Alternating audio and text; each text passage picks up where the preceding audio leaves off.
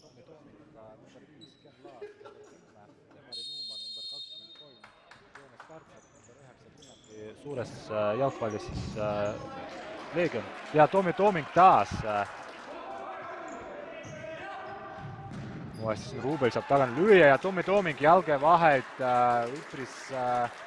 üpris õnnetu värav, no just jah, võib-olla sõnasin ära. Uuesti Skamnitski.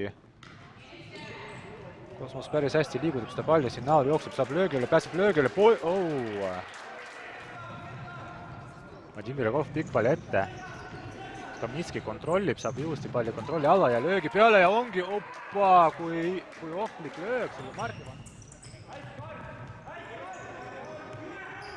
Kaas. Ja ongi, ei ole, Taago Võibaleht ei juua jalga.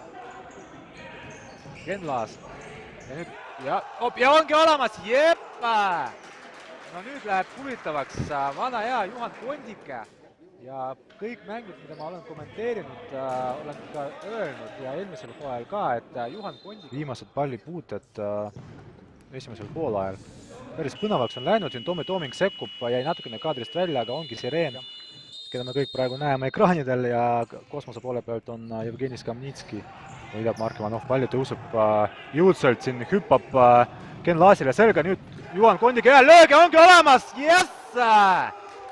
Temari Nuuma, nagu vaatame siin see kordus, kergelt võidab selle võitluse siin Juhan Kondike lööb, Viljakov tõrjub ja näiteks Ravensi puhul on samasugune löög ja vaatame.